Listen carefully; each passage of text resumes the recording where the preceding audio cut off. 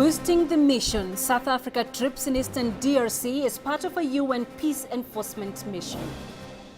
Opening up, Egyptian opposition reaches out to supporters of former President Hosni Mubarak. The jobs that are available in the country is quite limited. The security is actually unstable and even sometimes getting worse. And we tell you why young people in Somalia risk their lives in search of better opportunities abroad. You're watching Africa Live. Hello and thank you for joining us. I'm Penina Karibe in Nairobi. Let's have a look at what's more to come this half hour. Hacking claims Hong Kong to work under framework of their law as US seeks Snowden's extradition. And oozing confidence, Nigeria says they're not scared of Spain as they prepare for the Confederations Cup match. Now, South Africa has sent troops to the Democratic Republic of Congo to join a UN peace mission. This is according to the Deputy Minister of International Relations and Cooperation, Ibrahim. However, Ibrahim did not say how many South African troops have been deployed. South Africa had earlier pledged more than 1,300 soldiers to the 3,500-member brigade. Karoyola starts us off with that report. Regaining their ground, South African troops arrived at the Democratic Republic of Congo on Friday. They will be part of a 3,500-member UN peace mission in the country. However, the South African government is facing pressure over sending the peacekeeping force abroad due to suffering a heavy military loss on March 23rd this year. 13 South African peacekeeping soldiers were killed and 27 others injured while fighting with rebel troops outside the Central African Republic's capital, Bangui. South Africa withdrew its troops from the Central African Republic in April, but its government said the casualties would not deter the South African armed forces from doing any other task. On March 28th, the UN Security Council authorized a new intervention brigade for the DRC. It is mandated to take military action against rebels to bring peace to the conflict-torn eastern part of the country. Besides South Africa, Tanzania and Malawi have also committed to contributing troops to the brigade. The UN already has 17,000 troops in DR Congo, officially known as MONUSCO. It is one of the biggest UN missions in the world. While MONUSCO has a mandate to protect civilians, the intervention brigade is the first to be given an offensive mandate. The Kinshasa government and M23 rebels have been at loggerheads over the conflict. M23 rebels recently complained about the deployment of government troops at the border of the territory under their control. The Congolese army spokesman said they had finalized plans to engage the rebels, but the rebel group has vowed to fight and retain their ground should the government troops strike. This comes as peace talks between the rebels and the DRC government are expected to start in Uganda's capital, Kampala. The talks, which started late last year, had reached a stalemate due to disagreements between the two parties. Negotiations were expected to resume a few weeks ago in Uganda, but they were delayed. Carol Oyola, CCTV. Now let's discuss this further, and we're joined here in studio by Simiyu Barunga. He's a security analyst. Thank you for joining us this Sunday afternoon. Pleasure. Do you think this latest UN intervention brigade will work, given it has an offensive mandate? Yes, because I think there's a feeling within African countries that for the last 10 or so years, the mandate given to the UN force in DRC has not given us any fruits. We're not seeing any results. So I think African presidents have decided, let's take in our troops, let's be in charge of that operation, and for the first time deal with an African problem from our own understanding. So there's a will amongst African leaders, and I think now with the mandate given by the UN, we might see a lot of change in how things are happening in Eastern DRC. But when you look at the conflict between the M23 and the Kinshasa government, it's been going on for years. How should it be resolved? Should they look at a political solution or a military solution? There are many things happening in that problem. One, we know there's a feeling amongst the people in Eastern DRC that they feel the Congolese government has not recognized them. But yet we also know that there are some African governments that have been playing a role in this conflict in Eastern DRC. The fact that they have now agreed to send their own troops and be in charge of that operation, and we know they had a very serious discussion on ensuring that this problem must be solved once and for all, our feeling is that we might start seeing changes, the way we started seeing changes in Somalia when Africa took charge and decided this is a problem we need to solve ourselves. So we have very high hopes that with this entry of African troops with a special mandate, then the likelihood of us dealing with these problems of DRC we are beginning to see an end to it. Yes. But we've been having peace talks in DRC for so long, and every time they seem to have some kind of agreement that it never holds, to a point where now, maybe we should ask the question, is there any point to having the peace talks? The reason why these peace talks have not been successful is because there's been lack of goodwill. Most of these people have been going to these peace talks, but we know certain governments have been making them not agree on certain points. The fact that we are having a leadership of African troops led by African countries to solve this particular problem, then I can assure you we are going to see a lot of change in Eastern DRC. We have a lot of confidence that things are starting to roll, and in spite of what we've seen over the years, I think we are starting to see a change in Eastern DRC. All right, we have to leave it there for now. Thank you for joining us. We had in studio Simu Werunga, security analyst, giving us his thoughts on the DRC crisis. Let's now turn to Egypt. It's now just 1 week before the much anticipated mass protest against Egypt's current president, Mohamed Morsi, and the country's largest opposition group is resorting to rallying members of former President Hosni Mubarak's party. Speaking at an opposition conference, Mohamed El Baradei, one of the opposition National Salvation Front leaders, said they are including every Egyptian in their move to force Morsi to step down and achieve the revolutionary goal of freedom and social justice. We need the regime to understand that the time has come for change and that the masses of the Egyptian people are demanding change in a peaceful way for all of us. Our goal is for all Egyptians to be united as one. We are reaching out to everyone. Those who were isolated and tried under the former regime are outside the new frame. But I can't isolate millions of Egyptian people because they were part of the National Democratic Party. 7 minutes into the hour. Let's take our first break here on Africa Live. When we come back, The jobs that are available in the country is quite limited. The security is actually unstable and even sometimes getting worse. we tell you why young people in Somalia risk their lives in search of better opportunities abroad. And hacking claims Hong Kong to work under framework of their law as US seeks Snowden's extradition.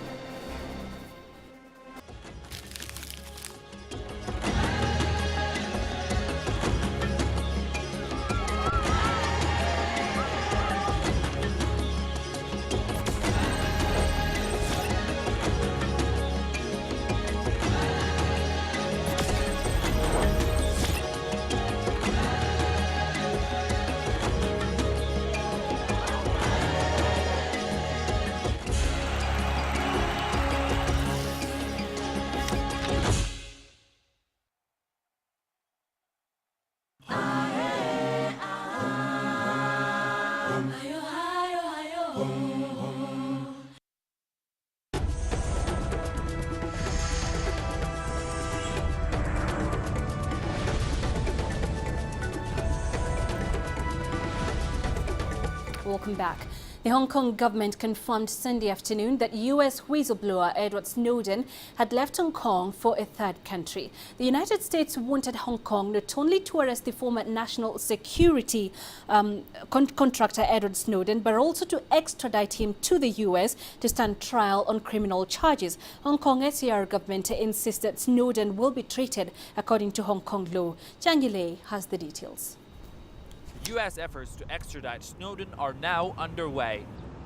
U.S. officials are said to be in conversation with the Hong Kong authorities. A senior U.S. official says if Hong Kong doesn't act soon, it will complicate relations between the two sides. If the mechanism of extradition begins, everything is the same with previous cases.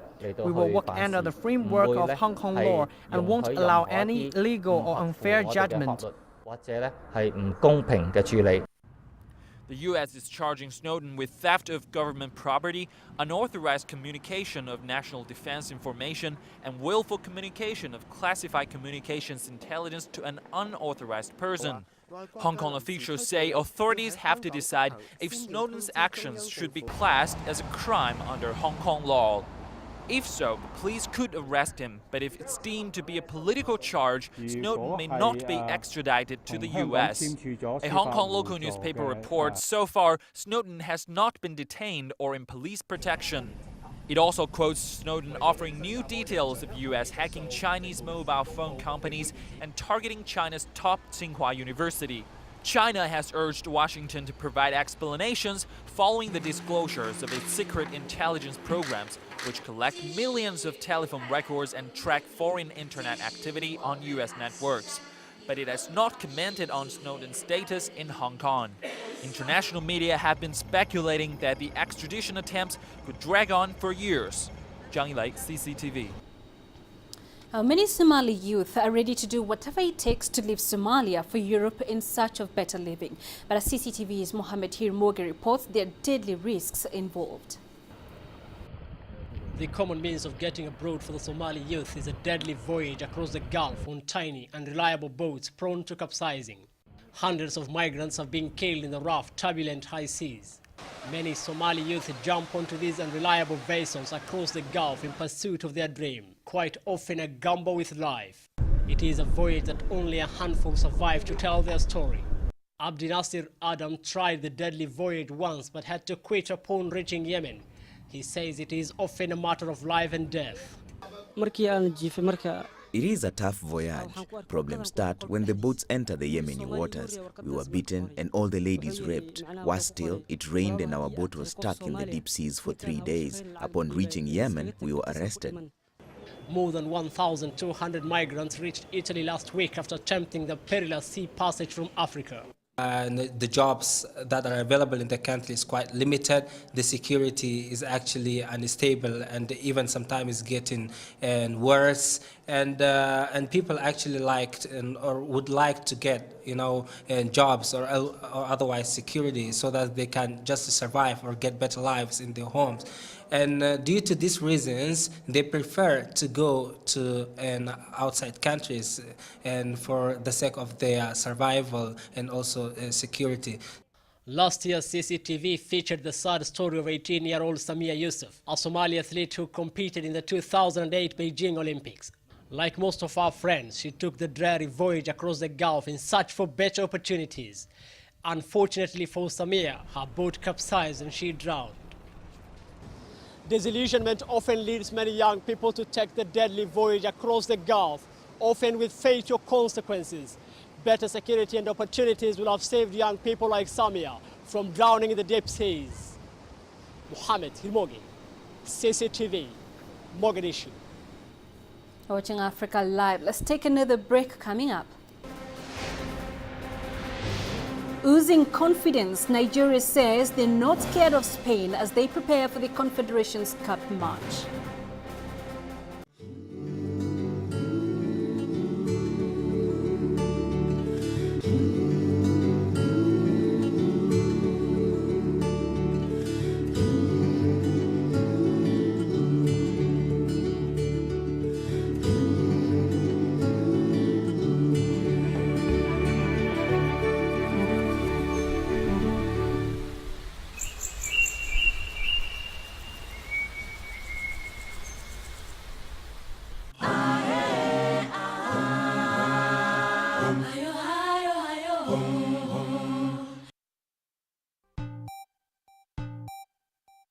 Kwa majina naitwa Bernard Ngige, mimi sukuma namba 3. Kwa majina naitwa Dennis Moragori. From tu kitambo nimekuwa tu fascinated na matatu. Ile mathiri napeleka saizi inaitwa Android. Ile si ati ni siri, ni Rongai 1. Ni ka story ya mathiri, a day na matatu's life. Hiyo spirit ya manyanga yezi isha. Any job ya mathiri as a matter of fact, sidhani kama kuna job nyingine ambayo imeemploy watu wengi kama mathiri.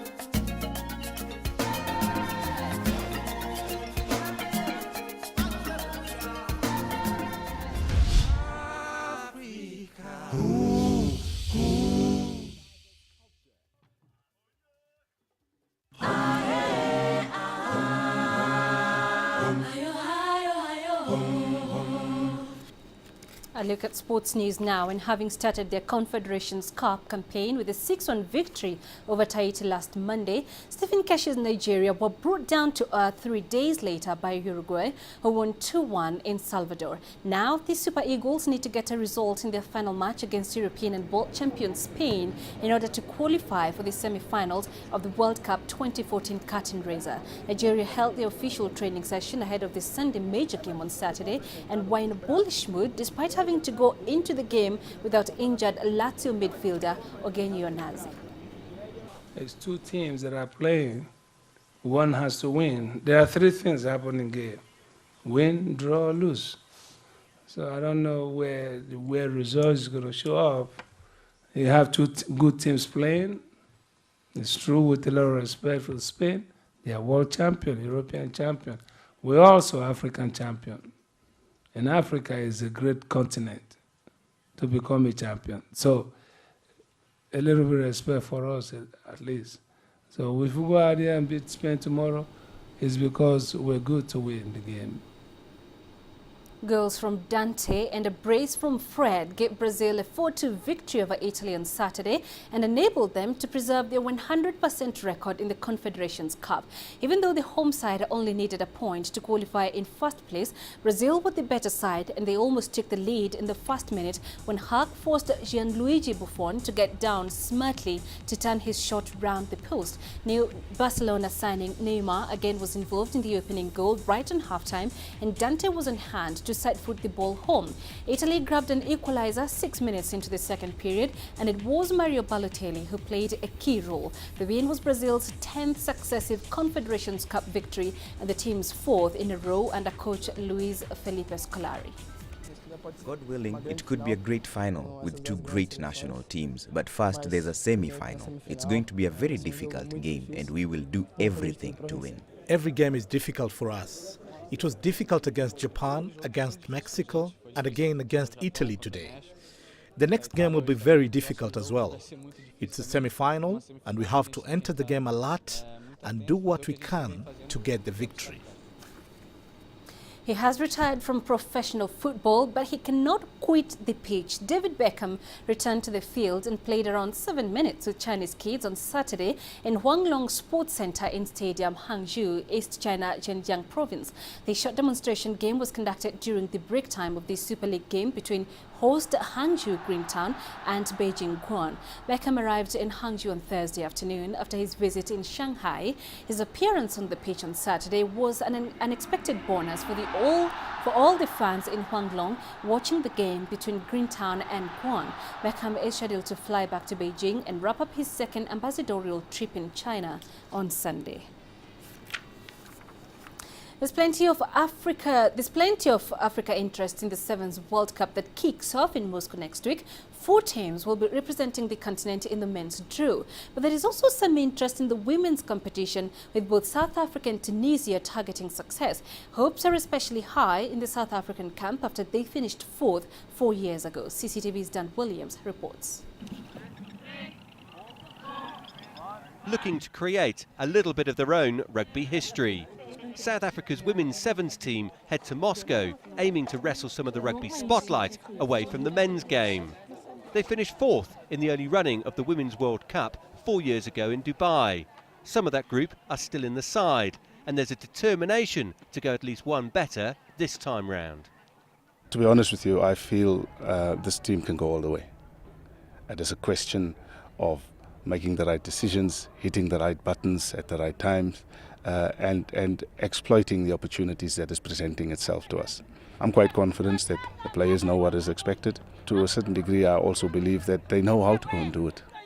Given the lack of international competition in the women's game, the Sevens World Cup offers a rare chance for these players to represent their country, giving them a real sense of pride. It's a great feeling. I'm so happy. The last World Cup in 2009, my sister was there. So now that it's me being there, it's very exciting. It's not only me representing myself, it's my family, my province, and the whole country. The overall standard of the women's rugby sevens game has improved since the previous tournament in 2009. Although all of these players are part-timers, they now have access to a support structure that was previously missing. Been a lot of support from SARU as well. You know, our mother body has supported the girls much more now than previously. We appreciate all of that from our mother body, and especially now that IRB has much more games for women. So, you know, it's becoming bigger and bigger by day.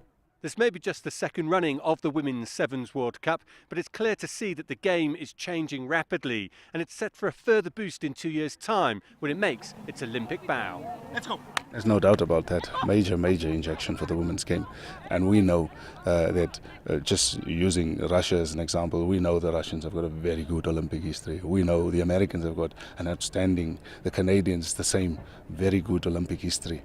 And you don't want to be competing against people that has had all the resources available to them almost on a full-time basis, and you coming in on a part-time basis and hoping to compete and do well against them.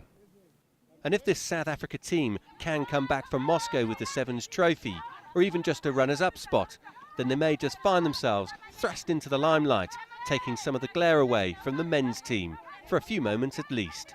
Dan Williams, CCTV News in Johannesburg, South Africa.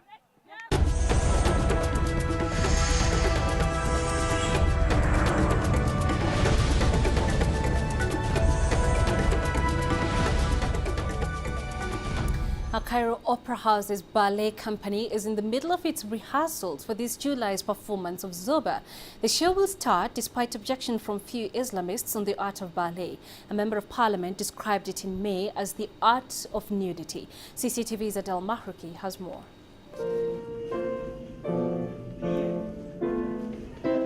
After an hour of warm-ups, surrounded by calming classical music, dancers from Egypt's ballet company began their rehearsals.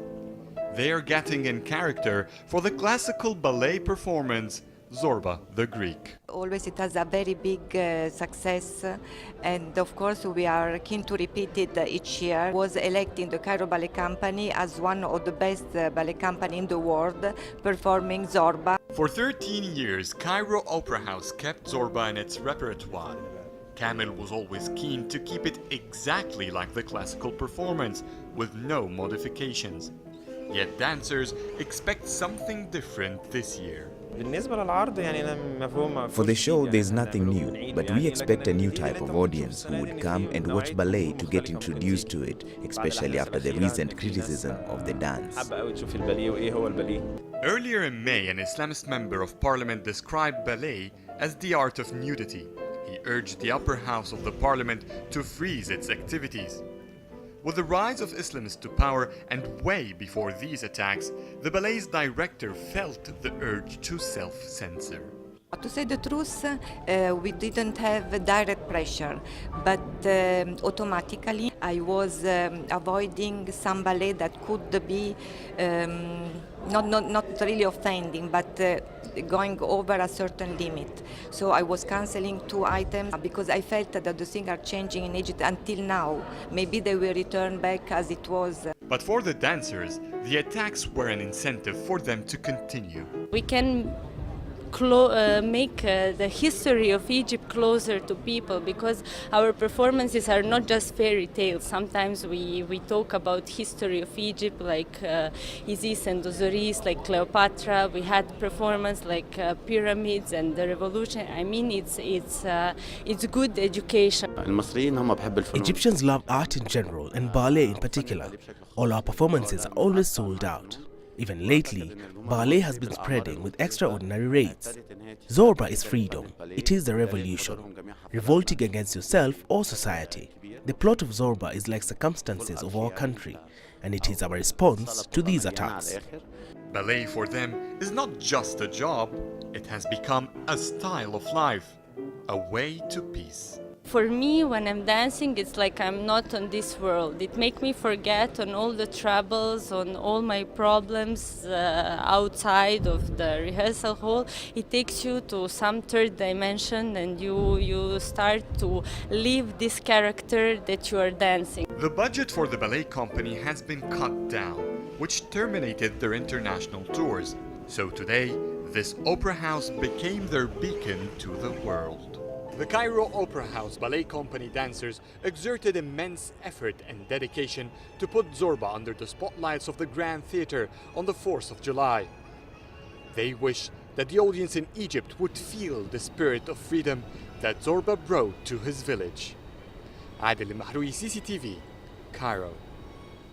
Nigerian artists have become a global force in the music industry. Today, artists such as Two-Face, P-Square, D'banj and Olamide are recognized internationally. The country's top musicians have done duets and collaborations with the likes of Kanye West, T-Pain, Wyclef Jean and Akon, all international music big shots. This has created lots of opportunities for young talents to gain global exposure. CCTV's Maria Galang reports. Take my hand, baby. Over the last decade, Nigeria has received so much negative image in the foreign media, losing its title as the giant of Africa after many years of military rule and corruption. However, the new generation of Nigerians are beginning to change this perception. The Nigerian music scene getting popular has really helped us because now international acts are interested. I heard 50 Cent saying once that his favorite place to tour is Nigeria. Because when they come here, we know music in this country, when they come here, there's a lot of love. They want to be part of us. Even at Grammy Award shows, they want the Nigerian coverage because they know that once we put them out there, the whole of Africa is taking it, and it's a big market. So they see the money, they see the opportunities, and that's why it's easier for artists like Two-Face, P-Square, D'banj to penetrate and get in the international scene. Music has always been the common language in any land or region, bridging the gap and expressing the passion of a people or nation. Over the years, great music has been synonymous with Western music, especially from America. However, Nigerians have shown recently that the African sound is one of the best in the world. And a lot of people are like, man, I'm Nigerian, I like this song, this is our song, we're going to play in the club and we're going to enjoy it. So I think that was part of the growing stage whereby, first of all, we had to accept our music and associate our music with us for other people to take it. You get what I'm saying?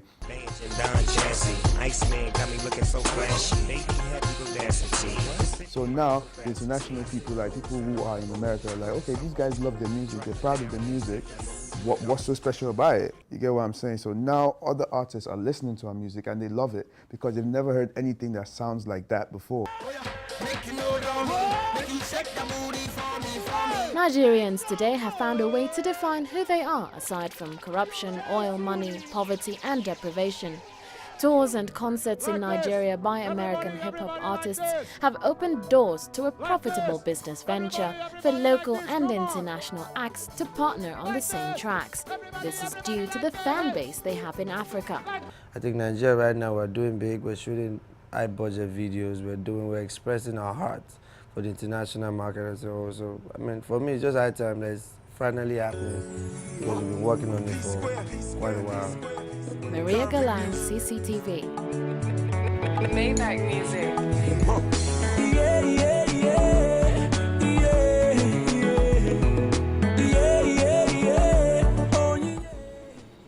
Well, let's leave it there for now. Thanks for watching Africa Live. I'm Penina Karibe. See you at 1700 GMT.